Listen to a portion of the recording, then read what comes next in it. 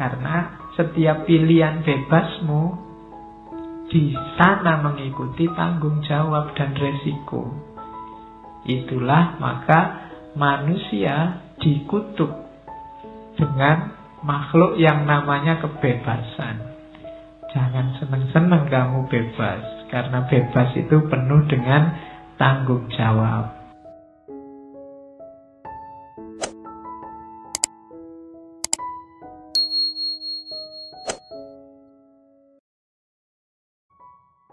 Assalamualaikum warahmatullahi wabarakatuh. Jadi kebebasan itu dasarnya pilihan, ajangnya faktisitas tadi, dan berhadapan dengan resiko. Disitulah sebenarnya sumber kegelisahan manusia. Manusia itu gelisahnya di awal adalah dia harus memilih, dan di akhir dia harus siap menanggung resiko. Jadi jangan dikira hidup ini menyenangkan. Itu kan versinya Sartre. Hidup ini kegelisahan untuk eksis. Tadi kan kamu dipersilahkan membangun dirimu seperti apa yang kamu inginkan. Dan kamu bebas. Cuma kebebasanmu itu ditandai dengan kegelisahan. Kegelisahan yang pertama, gelisah untuk milih. Kegelisahan yang kedua, gelisah untuk menanggung akibat. Bertanggung jawab terhadap resiko dari pilihanmu. Nah, ini rumusnya kayak minggu lalu Schopenhauer itu yang agak pesimis bahwa hidup ini tidak indah. Hidup ini menggelisahkan, tidak senang-senang. Jadi ternyata kita harus memilih. Yang milih ini kan juga bukan sesuatu yang mudah. Setiap detik hidupmu kan pilihan-pilihan. Begitu kamu membuka mata kan sudah pilihan. Bangun sekarang apa nanti? Itu kan pilihan. Kadang-kadang kamu mikir, sholat subuh, cuma kan ini masih baru adzan, tunggu sebentar lagi kan tidak apa-apa. Kalau 14 kan dimaafkan. Ini kan pilihan. Atau bangun saja sekarang. Ya kalau bangun sekarang, nanti habis wudhu tidak ngantuk lagi, padahal masih ingin tidur, masih capek. Itu kan sudah milih. Begitu melek kamu mikir sudah. Sudah pagi, ini berangkat kuliah apa enggak ya? Wong hujan, kan ada alasan pamit kalau hujan. Bisa tidak masuk. Tapi kalau pamit nanti dosennya kayak gitu ya nanti mikir kan kamu pilihan-pilihan terus. Jangankan itu, mau ke warung aja kan milih. Begitu kamu masuk warung sudah milih lauk sebanyak itu, dipilih yang mana ya. Itu kan kamu sudah mikir. Jadi hidup ini jangan dikira menggelisahkan. Untungnya otak kita kuatnya luar biasa. Tidak mudah capek. Kalau dia kenal capek, dia sudah lama capek dia. Apalagi otak-otak kita capeknya mikir yang tidak penting itu.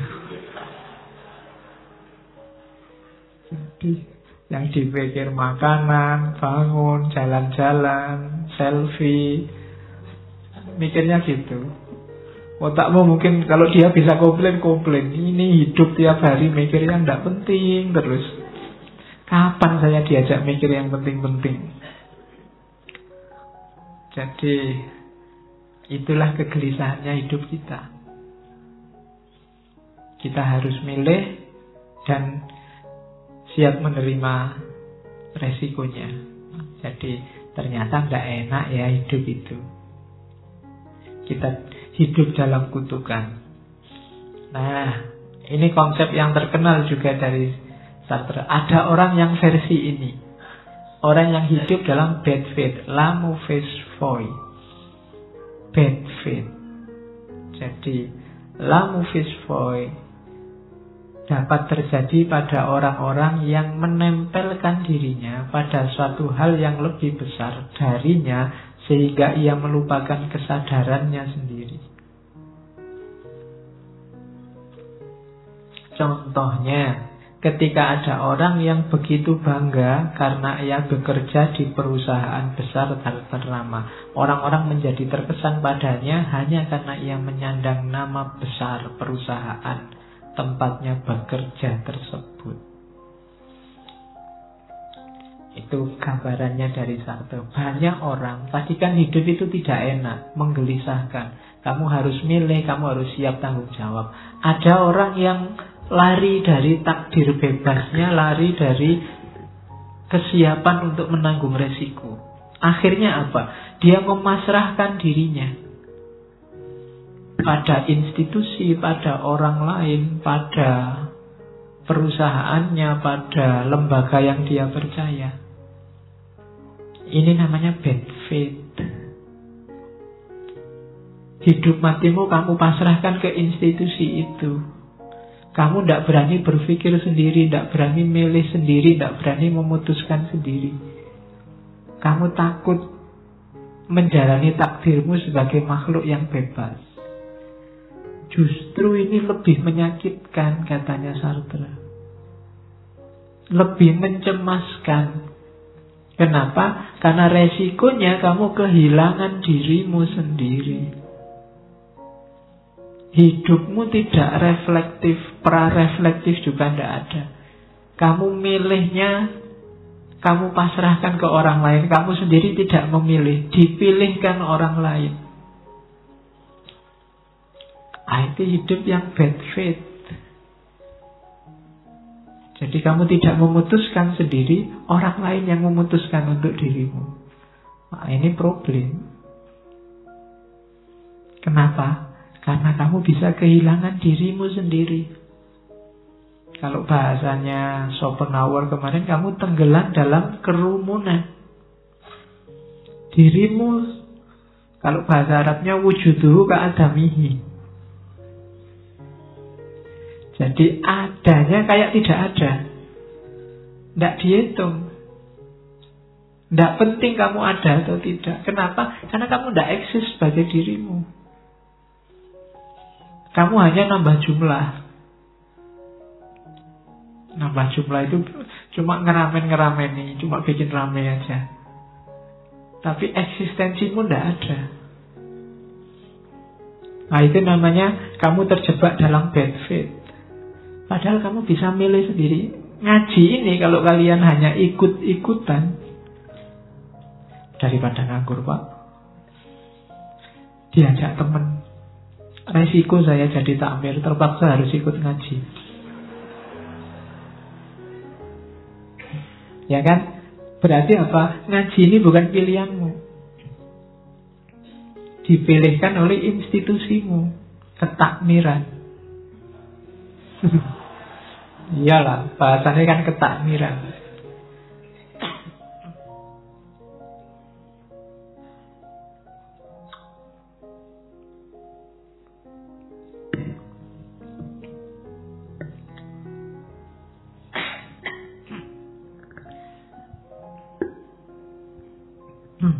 Batuk. Ditunggu sebentar.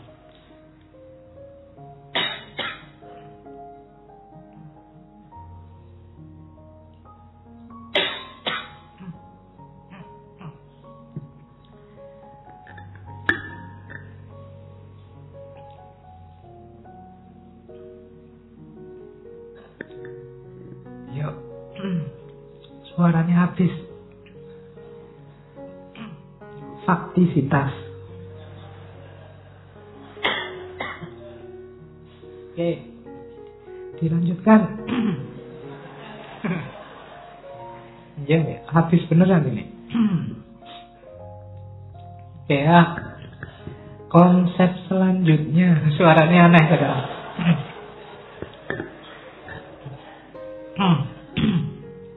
Nanti yang mendengarkan rekaman jadi bingung. Suaranya ganti mesti. Dilanjutkan oleh Sartre. Jadi bahayanya apa? Nasib buruk kita dalam faktisitas berhadapan dengan orang lain adalah orang lain. Suaranya berubah sekali ya. Iya. Orang lain jadinya kayak neraka.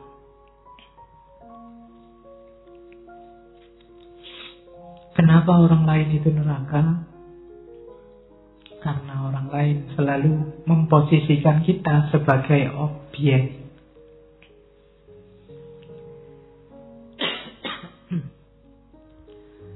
Contoh nih, karena ada kalian ini, saya tidak bebas batuk. Coba di rumah saya batuk, wah sak kapoke sebenarnya. Tapi karena di sini batuknya agak digaya-gayakan. Itu karena ada orang lain. Jadi orang lain jadi neraka. Aku tidak bebas. Coba tidak ada kalian, aku wis bebas, mau ngapain aja. Tapi karena ada kalian, saya tidak bebas. Kalian juga begitu. Yang duduk di belakang mau selonjor, jangan enak selonjor, apalagi kalau tidak enak sungkan sama yang lain. Jadi yang lain selalu jadi penghalangmu. Jadi orang lain selalu menjadikan kita objek. Kalian jadi objekku, aku juga bagi objek dari kalian. Kalian saya posisikan untuk kepentingan saya kamu posisikan untuk kepentinganmu. Kita saling mengobjekkan. Subjek kan selalu aku, objek yang lain.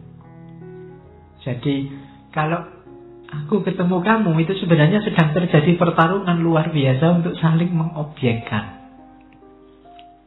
Meskipun ketemunya sambil senyum-senyum, tapi itu sebenarnya bunyilah seperti kepentinganmu. Temanmu juga ingin aku bunyi seperti kepentingannya dia.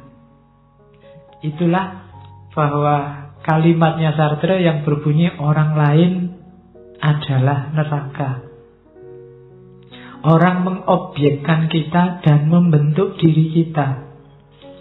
Makanya katanya Sartre, setiap relasi antar manusia adalah konflik. Saling menegasikan terus-menerus. Karena kita berusaha jadi subjek dan orang lain objek, orang lain berusaha jadi subjek, kita yang jadi objeknya. Saya menganggap kalian ini misalnya santri-santri, murid-murid untuk kepentinganku di depan. Kalian memposisikan saya mungkin sebagai guru, sebagai ustadz untuk kepentingan kalian. Jadi kita sedang bertarung saling mengobjekkan, saling memasukkan dalam dunia masing-masing. Yang di kepalaku selalu aku versimu, yang di kepalamu selalu aku versimu. Kalian di kepala saya juga versiku. Orang lain jadi neraka. Orang lain adalah neraka. Nah, itu terkenal sekali dari Sartre. Hell is other people. Jadi yang disebut neraka itu orang lain. Saya jadi tidak bebas lagi mau ngapa-ngapain. Analoginya lubang kunci, katanya Sartre. Bayangkan ya, kalau kita sendirian di kamar, itu kan kita bebas. Bebas tidak pakai baju, bebas joget-joget, bebas goyang-goyang. Tapi begitu kita sadar ada yang mengintip, kita kan langsung berubah. Tadinya mungkin joget-joget dangdut, wah ada yang ngintip ternyata. Wah tidak berani joget dangdut lagi, karena sudah terlanjur di luar bilang sukanya lagu rock, lagu jazz, lagu blues. Wah kok diketahui aku dangdut nanti malu. Jadi begitu ada orang yang melihat kita berubah. Tidak bisa bebas lagi. Tidak setuju dengan keinginannya sendiri mencocokkan dengan apa yang diinginkan orang. Itu kan orang jadi neraka. Padahal mau A, tapi sekarang kamu ganti B. Kenapa? Orang lain pinginnya itu. Sebenarnya kamu ingin posting ini, tapi kalau saya posting ini tidak ada yang like. Gara-gara mempertimbangkan like-nya orang lain, kalian posting sesuai yang diinginkan oleh mereka. Itulah neraka yang namanya orang lain. Wong kamu sendiri tidak suka sama postinganmu, cuma hanya butuh jempol banyak saja. Kamu posting dengan versi itu. Itulah nerakanya orang lain. Kamu hidup versi orang lain. Nah, Sartre ini ateis. Mbahnya ateis. Nah, dia sangat tidak suka sama Tuhan. Kenapa dia tidak suka Tuhan? Karena Tuhan bagi Sartre posisinya kayak orang yang ngintip tadi. Tuhan kan ngawasi kita terus. Betapa tidak enaknya kita diawasi terus oleh Tuhan. Jadi dia tidak terlalu suka. Akhirnya dia jadi ateis sama Tuhan. Jadi kenapa Tuhan itu posisinya kan kita meyakini Tuhan selalu mengawasi kita. Dan itu menyakitkan. Diawasi manusia aja neraka, apalagi diawasi Tuhan. Jadi itu versinya Sartre. Dan dia membalik argumennya Dostoyevsky. Dostoyevsky itu punya Dostoyevsky, dia punya argumen kalau tidak ada Tuhan semua boleh. Kalau tidak ada Tuhan kita bebas ngapain aja kan. Karena ada Tuhan ada banyak kewajiban, ada banyak aturan. Itu Dostoyevsky. Tapi dibalik oleh Sartre. Karena semua boleh, kita kan bebas mau ngapain aja. Berarti Tuhan tidak ada. Jadi kita mau nakal boleh, mau maling boleh, itu berarti kita bebas. Berarti Tuhan itu tidak ada. Katanya Sartre begitu. Itu membalik argumennya Dostoyevsky. Karena dia ingin menegaskan keateisannya.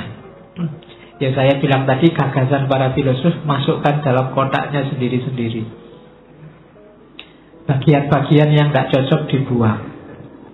Bahwa orang lain sering merepotkan kita, iya. Itulah makanya agama Islam menekankan kita hati-hati dengan muamalah ma'al makhluk. Hubungan kita dengan orang lain harus baik, biar kita tidak jadi neraka bagi orang lain. Kehadiran kita tidak menyusahkan orang lain. Itu di antara gunanya agama di situ. Makanya Nabi wanti-wanti, cirinya muslim yang baik itu salimal muslimuna min lisanihi wa yadihi. Muslim yang lain itu selamat dari tangannya dan dari mulutnya. Termasuk dari matanya, termasuk dari telinganya, termasuk dari hidungnya. Orang beriman itu orang yang membuat orang lain aman. Di antara kata-kata iman arahnya ke sana. Jadi dalilnya orang lain adalah neraka itu. Jadi kita harus baik sama orang lain. Kenapa? Jangan sampai kita jadi neraka beneran. Orang lain sudah terbatasi dengan kehadiranmu. Enak-enak nonton TV ada tamu, kan terbatasi. Jadi neraka. Makanya bergaul yang baik. Kehadiranmu semoga tidak jadi neraka. Makanya beramal soleh muamalah ma'al makhluk. Itu maunya Sartre. Sartre remind us that action and statement most choice are made within the view of others, and others will determine if we are liars or being authentic. Kenapa sih orang lain itu neraka? Karena biasanya tindakan kita, perilaku kita, kata-kata kita mempertimbangkan pendapat orang, mempertimbangkan pandangan orang. Dan bohong atau tidak ya kita nunggu judgementnya orang. Itulah kenapa orang lain jadi neraka. Kita tidak bisa. Tadi awalnya kita bebas, ingin mewujudkan diri kita apa saja sesuai keinginan. Tapi gara-gara ada orang lain ini loh, terus keinginan kita tidak 100% bisa dipenuhi. Karena kita selalu mempertimbangkan komentar orang, bukan kenyamanan kita sendiri, bukan keinginan kita sendiri. Jadi kunci masalahnya di situ. Jadi action and statement must choice are made within the view of others. Kita selalu disibukkan oleh komentarnya orang, disibukkan oleh pendapatnya orang, sehingga kita tidak eksis jadi diri kita sendiri. Mau ngomong gini, wah nanti takut, jangan-jangan dianggap garis keras. Mau ngomong begitu, takut nanti dianggap liberal. Mau ngomong gitu, nanti takut dianggap sesat. Kalau ngomong gitu takut nanti dianggap bid'ah. Kamu takut terus, tidak bisa ngapa-ngapain. Jadi hidup kita akhirnya terkungkung oleh komentarnya orang. Disitulah berlaku jargon, berarti orang lain itu neraka. Makanya keluarlah dari neraka. Dengan cara apa? Eksis jadi dirimu sendiri, wujudkan keinginan versimu yang otentik. Sesuai yang kamu inginkan. Nah, itu maunya Sartre. Dari situ nanti muncul gagasan humanisme eksistensial. Humanisme eksistensial itu beda dengan humanisme sebelumnya. Dulu ada sesi ngaji yang judulnya humanisme bareng sama modern, itu silakan dibuka lagi. Cuma katanya Sartre, humanisme lama itu masih belum manusiawi. Kenapa? Karena humanisme lama itu masih mempertimbangkan yang lain. Manusia hidup dalam tata nilai yang dibuat di luar dirinya. Manusia hidup dengan nilai-nilai versi ketuhanan, realitas tertinggi, adat, tradisi, norma, kebiasaan, common sense, macam-macam yang itu di luar dirinya manusia, masih belum manusiawi. Jadi katanya Sartre, kita bentuk humanisme eksistensial yang beda dengan humanisme sebelumnya. Humanisme sebelumnya masih sibuk dengan yang lain, yang di luar diri manusia.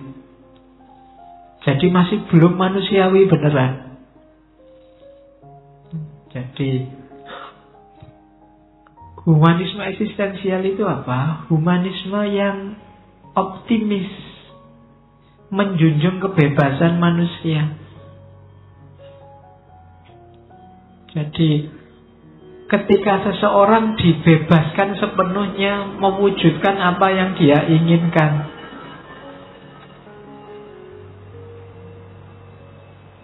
jadi manusia aktif jadi manusia. Dasarnya eksisnya manusia itu humanisme. Humanisme itu ya kemanusiaan bahasa kasarnya. Jadi humanisme ya, cuma humanisme yang eksistensial. Kan ada misalnya humanisme religius. Nah itu kan mengabdi pada nilai-nilai di luar dirinya manusia, namanya ketuhanan. Sartre tidak suka, manusia ya manusia. Biarkan dia sesuai kodratnya sebagai makhluk yang bebas, berkata-kata, bertindak sesuai yang dia inginkan, membentuk dunia sesuai versinya dirinya sendiri. Itu humanisme eksistensial. Bikinlah kerajaan manusia, bukan kerajaan Tuhan. Ya kan ada di teman-teman kita agama sebelah itu kan selalu ingin membangun kerajaan Tuhan di muka bumi. Katanya selalu, ngapain bangun kerajaannya Tuhan? Wong kita manusia. Ya bangun kerajaannya manusia. Mari kita bangun kerajaan manusia untuk hidupnya manusia. Dan manusia adalah makhluk yang potensinya bisa melampaui dirinya sendiri sekarang. Dia bisa self-surpassing. Kalian itu punya potensi luar biasa. Hidupkan dan lampaui itu. Semakin kalian lampaui, semakin kalian besar. Kalian bisa sebesar apapun yang kalian inginkan. Nah itu Sartre. Punya cita-cita jangan nanggung, yang besar sekalian. Biar usahanya maksimal, insya Allah bisa. Kalau memang serius ke sana. Gantungkan cita-citamu setinggi langit, kan begitu. Karena kalau cita-cita itu tinggi, seandainya gagal kan kamu sudah naik ke atas, paling bawah-bawahnya sedikit. Kalau cita-citamu presiden, berusaha jadi presiden. Kalau meleset kan paling tidak menteri. Tapi kalau kamu cita-citanya ketua dukuh, berusaha jadi kepala dukuh, ya kalau meleset kamu jadi RT. Tapi kalau sudah tinggi yang kamu incar, kalau meleset dapat bawah-bawahnya sedikit. Dan bisa, pasti bisa. Karena manusia adalah makhluk yang self-surpassing. bisa melampaui dirinya. Nah, dan katanya Sartre, yang manusia butuhkan bukanlah bukti dari eksistensi Tuhan, namun penemuan dirinya kembali. Jadi, ndak usah capek-capek nyari buktinya Tuhan apa, Tuhan ada di mana. Tapi temukanlah dirimu sendiri. Kamu itu apa? Ingin mewujudkan dirimu sebagai apa? Ingin dikenal sebagai apa? Itulah humanisme eksistensial. Jangan nyari yang di luar dirimu, cari dirimu saja. Jadi, dan ini sifatnya optimis, pasti bisa, tidak pesimis kayak filosof yang lain yang kemarin ada pesimisme itu. Jadi, ayo kita hidup, eksis, jadi diri kita sendiri, membangun dunia manusia. Itulah konsep yang dikenal sebagai humanisme eksistensial. Sebenarnya nanti itu tulisan tidak terlalu panjang tentang humanisme eksistensial dari Sartre. Selain bukunya, kalau yang tadi yang eksistensialisme yang di awal itu dari bukunya Being and Nothingness. Kalau yang eksistensial humanisme itu tidak terlalu tebal. Terjemahnya kelihatannya sudah ada. Being and Nothingness saya tidak tahu, kelihatannya sudah ada diterjemah apa belum ya. Tapi Inggrisnya bisa kalian download gratis. Tapi dibaca ya. Ya, dikoleksi ngapain, ngetek-ngetekin duit, buang-buang kuota kalau cuma dikoleksi. Dibaca. Paling enggak, kalau kamu download, carilah bagian-bagian yang menarik. Kamu highlight, diambil manfaatnya. Siapa tahu kamu harus presentasi, siapa tahu kamu harus ngomong tentang Sartre. Potong-potonglah sesuai versimu. Kayak saya ngomong Sartre kayak gini, itu kan saya potong sesuai yang saya pahami. Apakah ada yang tidak saya pahami? Sangat mungkin ada, tapi kan nggak tampil di sini. Iya, iya. Dan kalian tidak tahu, kok kalian tidak baca. Jadi menangnya di situ. Dan kalian tidak bisa bantah, kok tidak saya kasih kesempatan bantah. Jadi diam aja makanya. Nah, itu. Ini menang-menangan, biar saya yang menang jadi subjek, kalian objek. Nah, jadi besok kalian bikin status Ustadz adalah neraka. Iya. Iya, saya jadi objeknya terus, tidak pernah jadi subjek. Oke. Nah, baru kita ketemu cinta, waktunya tinggal. Iya. Sudah ngomong panjang lebar, temanya baru ketemu di akhir. Oke. Ada saya potong-potong pointers-pointers kecil tentang cinta. Yang pertama, cinta itu konflik. Pasti ya. Jadi, kenapa konflik? Kasusnya sama. Berhadapan dengan orang lain, pasti yang terjadi saling mengobjekkan. Sudahlah, rumus-rumus cinta itu agung, tanpa pamrih, tanpa apa, tidak bisa. Begitu kamu ketemu dua individu, dua subjek, yang terjadi saling mengobjekkan. Menjadikan dia subjekmu dan dia objekmu, dan dia menjadikanmu objek bagi dirinya. Maka karakter dasarnya cinta itu konflik. Kita saling ingin membelenggu kemerdekaannya. Ciri pertama, jadi cinta itu konflik. Ciri yang kedua, cinta itu paradok. Jadi cinta itu paradok itu seolah-olah cinta itu memberikan kebebasan. Aku cinta padamu dan cintaku ini bukan belenggu. Tapi sebenarnya itu sudah membelenggu. Jadi ada sifat paradoknya. Ya kayak kamu Aku cinta padamu dan cinta tidak untuk memiliki. Tapi kalau dia dimiliki orang, ya kamu nangis. Ya kan? Jadi ya banyak paradok-paradoknya. Jadi serba tabrakan, seolah-olah wah tulus apa nih? Ya kan? Tulus dari mana? Wong di WA temenmu aja kamu cemburu. Jadi paradok, seolah-olah ingin membebaskan tapi janjinya membelenggu. Cinta itu subjek ingin menjadikan yang dicintai sebagai objek. Jadi, dan demikian juga sebaliknya. Jadi cinta itu kamu pinginnya aktif, yang lain pasif. Kamu yang pulsua, dia yang enjoy. Kamu yang for itself, dia yang in itself. Kamu punya kenapa kamu cinta, kan ada alasannya. Mungkin dia cantik, mungkin dia menarik, mungkin dia... Alasan-alasan ini kan yang membuat dia jadi objek. Objek keinginanmu. Dia selalu dia versimu. Jadi dalam cinta yang terjadi apa? Saling mengobjekkan. Akhirnya apa dalam cinta itu?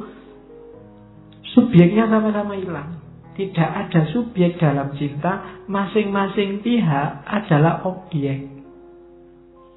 Jadi pertarungan saling mengobjekkan, akhirnya dua-duanya kalah. Kalah dalam dunia paradoknya cinta. Jadi dua-duanya akhirnya apa? Sama-sama pasrah. Sama-sama sama-sama aku hanya milikmu. Engkau juga bilang aku hanya milikmu. Sama-sama memasrahkan diri, bodoh-bodoh jadi objeknya. Menghilangkan individualitasnya. Jadi inginnya sama-sama merdeka, bebas, tapi akhirnya membelenggu. Makanya Sartre sama Simone de Beauvoir itu hidup bareng tapi saling membebaskan, karena tidak mau terjebak dalam cinta yang utopis, cinta yang platonik. Ya kan? Cinta monyet yang pacarannya di kebun binatang. Ya kan, katanya disebut cinta monyet karena pacarannya di kebun binatang. Jadi kenapa sih orang pacaran itu sering gegeran, sering marah-marah? Karena cinta hakikatnya konflik. Kenapa cinta itu bikin gelisah? Karena cinta selalu saling mengobjekkan. Dalam cinta orang tidak bisa hidup jadi dirinya sendiri. Ya kan? Dia selalu ingin versi yang diinginkan oleh yang mencintai dia. Kenapa dia begitu? Khawatir kehilangan. Begitu pacarnya bilang, aku suka lo kalau kamu pakai baju merah, nanti beli baju merah terus. Iya.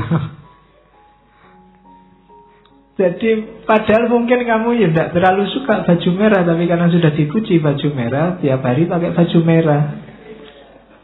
Ya, nanti kalau dia bilang aku bosan lihat kamu pakai baju merah, baru dibuang semua bajunya. Kamu tidak bebas. Kehilangan individualitas, identitas kemandirianmu hilang. Jadi cinta adalah konflik, cinta adalah paradok. Cinta adalah pengobjekan. Dan pada akhirnya cinta adalah hasilnya kita semua jadi objek. Oke. Dan itu kalimat selanjutnya. Jadi saya potong-potong. Cinta adalah tanda kegagalan seseorang untuk memperhatikan, untuk mempertahankan dirinya sebagai subjek. Oh, itu enak. Kamu yang jomblo kalau ditanya kenapa kok belum punya pacar, pakai Sartre. Ya. Iya, tidak apa-apa. Karena ingin mempertahankan saya sebagai subjek, tidak mau diobjekkan oleh orang lain.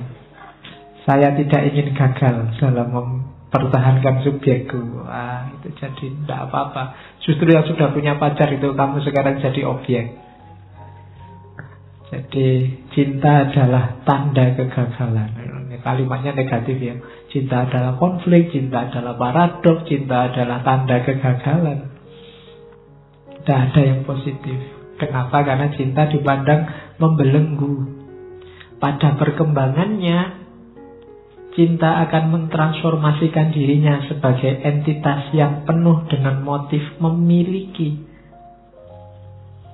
Cinta selalu gandengannya harapan.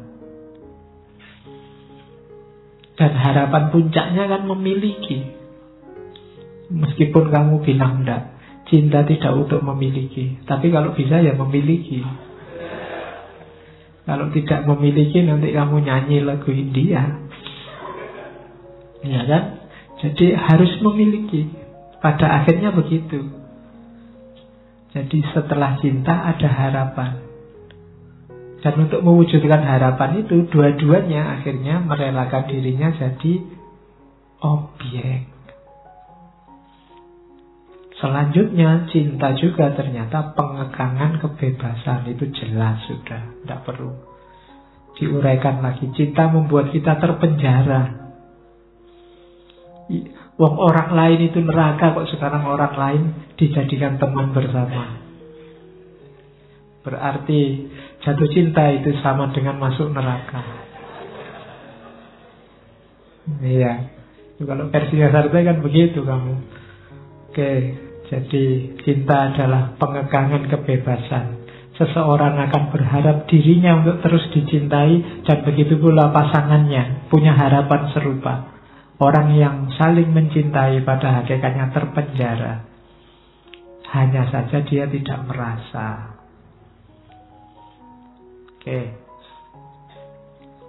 Dan kalau bahasanya Sartre, akhirnya cinta itu nausi. Nausi itu bikin mual. Iya. Bikin muntah. Kenapa?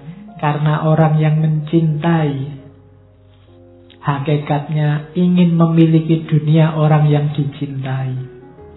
Terjebak dalam dunia orang lain dan berada bagi orang lain, tidak bagi dirinya sendiri. Lanjutannya bad fit tadi. Kita eksis tapi tidak versi kita, tapi versinya orang lain.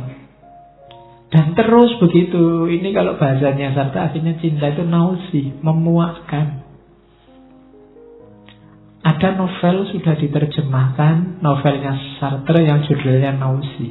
Jadi Nausi ini versi novel dari Being and Nothingness. Jadi ada roman atau novel. Orang yang melihat dunia sekeliling ini serba memuakkan. Kenapa? Orang tidak bisa bebas jadi dirinya sendiri. Terlalu banyak pagar, terlalu banyak aturan, terlalu banyak basa-basi, terlalu banyak sopan santun. Nausi. Jadi orang tidak punya identitas sebagai dirinya sendiri. Di mana-mana bad faith. Termasuk yang menyebabkan nausi adalah fenomena yang namanya cinta. Jadi ternyata bagi Sartre, cinta itu bikin mual, bikin memuakkan. Kenapa? Orang tidak bisa jadi dirinya seutuhnya gara-gara cinta. Nah, ini versinya Sartre. Bahkan puncaknya cinta yang namanya hasrat seksual itu juga sangat memuakkan. Kenapa? Karena mereduksi orang lain hanya di level tubuh dan dagingnya. Yang katanya cinta-cinta mendalam itu ya puncaknya di situ pada akhirnya. Dan di puncak itu manusia direduksi hanya di level daging dan tubuhnya. Dan itu ternyata kalau dalam hasrat seksual kan kita melihat orang lain kan level daging dan tubuhnya. Dan itu ternyata tidak cuma untuk orang lain, kita sendiri juga turun level ke level daging dan tubuh.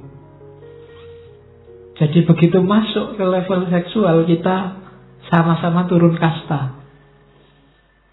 Kita masuk ke ranah tubuh dan daging. Dan orang ada di level itu. Dua-duanya terus lupa kodratnya untuk saling mengobjekkan tadi. Ya, ini lebih parah. Hasrat untuk menaklukkan pun hilang. Orang kehilangan subjektivitasnya, kehilangan individualitasnya, kehilangan kebebasannya. Sejak awal sudah hilang. Nanti kalau nyampe titik ini, tidak cuma kehilangan diri, tapi turun kasta, turun level. Manusia hanya dilihat di level tubuh dan daging. Ya meskipun enak. Ya, Johann Sartre sama de Beauvoir juga gaya hidupnya kan begitu. Jadi manusia turun level. Jadi ternyata cinta itu ya kontradiksi, ya paradok, ya memuakkan, ya jadi serba enak. Jadi kalau ingin nyari konsepnya cinta yang jelek-jelek bisa dari sini. Ternyata gak semua konsep tentang cinta itu luar biasa, agung, baik. Ada juga yang mengkonsepkan tidak bagus, jelek. Oke, ada quotes dari Sartre. In love, one and one are one. Kenapa satu? Karena dua-duanya lebur jadi objek, atau kalau tidak salah satu jadi subjek, yang satu hilang jadi objek. Jadi dalam cinta 1 tambah 1 sama dengan 1. Tidak ada kita berdua. Yang ada siapa yang dominan, yang mampu mengobjekkan yang lain. Atau kalau tidak, dua-duanya jadi objek. Dua-duanya kehilangan dirinya. Maka in love, one and one are one.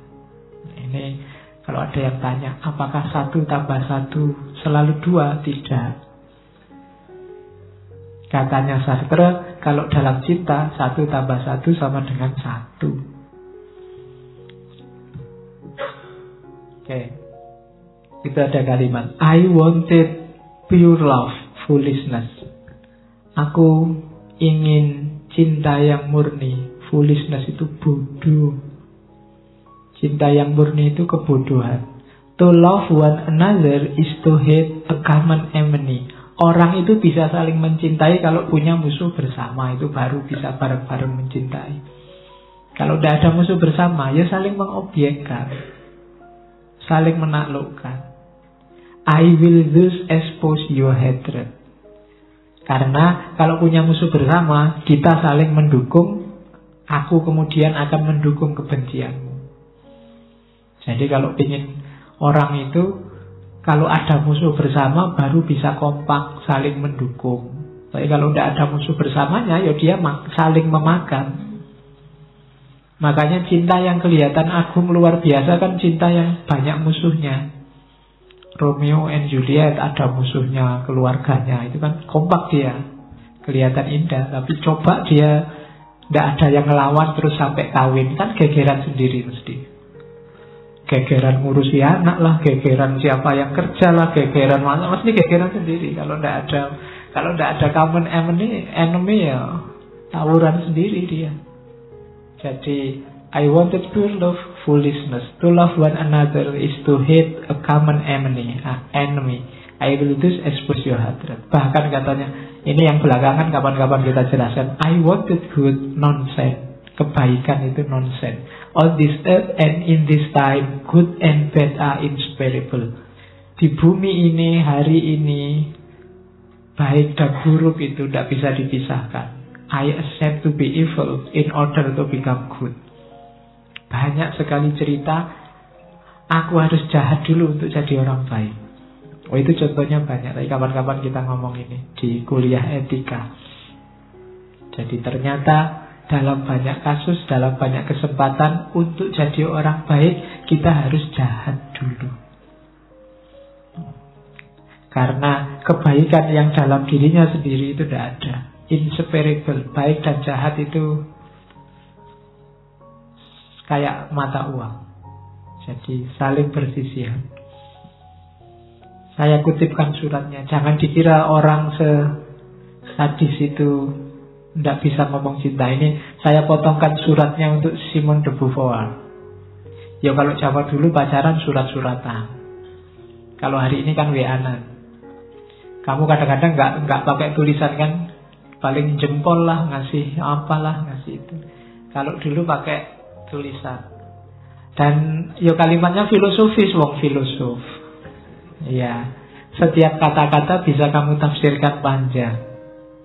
Kalau manggil Simone de Beauvoir itu gadis kecilku yang manis. Ya, romantis ya. Padahal ini konflik, ini paradok. Iya.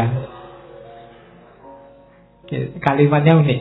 Malam ini aku mencintaimu dengan cara yang belum engkau ketahui. Itu nama lain dari sakarepku pokoknya. Iya kan, dengan cara yang belum engkau ketahui berarti kan sakarepku. Aku tak perlu letih menempuh jarak, tak perlu tenggelam dalam mengharapkan kehadiranmu. Aku telah menundukkan cintaku padamu dan mengubah cintaku padamu sebagai unsur pembentuk diriku. Ya, biar tidak jadi objek. Ya, ya. Kumohon pahamilah aku. Ini kalimat selanjutnya unik. Aku mencintaimu saat perhatianku kuberikan pada yang lain. Saya kamu. Jadi kalau aku buka cabang, itu dalam rangka mencintaimu.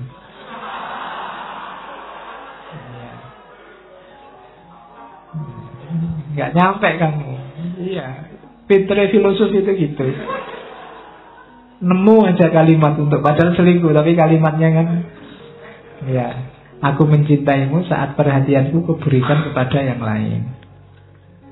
Ditulus aku mencintaimu. Malam ini aku mencintaimu di musim gugur. Aku mencintaimu dengan jendela terbuka. Jadi aku mencintaimu, tapi aku masih lirik-lirik sana sini. Tolong diizinkan. Bahasa yang lainnya itu memang. Nanti memang gayanya Sartre memang begitu. Engkau milikku dan segala sesuatu ya milikku. Dan cintaku mengubah segala sesuatu di sekitarku, dan segala sesuatu di sekitarku mengubah cintaku. Jadi ya, pokoknya jangan sampai aku kalahkan, itu nadanya.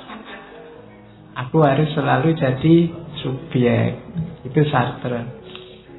Oke, ada beberapa quote yang saya bawa. In this world, it is much easier to hear the echo than the answer.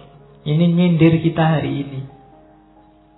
Kita lebih suka mendengarkan echo daripada mendengarkan jawaban. Kadang-kadang kita bertanya, kita mengkritik, itu sebenarnya kita sudah punya pendirian. Sebenarnya kita ingin pandangan kita sendiri yang mantul. Kita tidak siap mendengarkan jawaban orang lain. Jadi lebih mudah mendengarkan echo. Makanya di antara ustadz-ustadz mesti kamu pilih yang cocok sama pandanganmu. Yaitu namanya echo. Mantul lagi, ya memang itu suaranya. Yang gak cocok sama pandanganmu tidak kamu dengarkan. Itu sama kayak mendengarkan echo. In this world it is much easier to hear the echo than the answer. Itu manusia hari ini itu. Kalau kamu buka YouTube, buka situs, mendengarkan ustadz, itu kan kamu pilih yang cocok sama kamu. Seandainya kamu buka yang tidak cocok sama aspirasimu, kan dalam rangka kamu cari salah-salahnya. Biasanya kan begitu. Itu menandakan bahwa kita lebih suka mendengarkan echo. Do you think that I count the days? There is only one day left. Always starting over. It is given to us at dawn and taken away from us at dusk. Apakah menurutmu aku menghitung hari? Tidak. Karena hari itu sebenarnya cuma satu dan diulang-ulang. Kita ketemu hari, waktu senja, dan nanti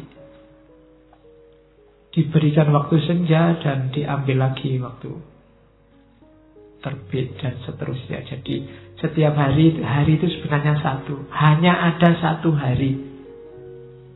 Ini sebenarnya menyuruh kita hidup hari ini, bukan kemarin atau besok. Jadi tidak usah menghitung hari. Hari tidak usah kamu hitung. Kamu nikmati saja hari-hari eksis seperti yang kamu inginkan. Karena hari itu cuma satu. Sisanya hanya pengulangan. Besok diulang lagi, besok diulang lagi. Ini yang saya bilang tadi. If I become a philosopher, if I have so keenly sought this fame for which I am still waiting, it is all been to seduce women basically. Kalau aku menjadi filosof, kalau aku ingin segera terkenal dan sekarang masih menunggu, ini kan zaman dia belum terkenal ngomongnya, semuanya sebenarnya untuk menggodani cewek-cewek, untuk menggoda perempuan. Keren loh. Itu guyonan Sartre. Jadi filsafat itu keren. Jadi kalau ingin kelihatan keren di depan perempuan, jadilah filosof. Iya. Karena perempuan suka lihat cowok yang cerdas. Biar kamu bisa diobjekkan. Jadi objeknya perempuan. Terakhir, better to die on one's feet than to live on one's knees.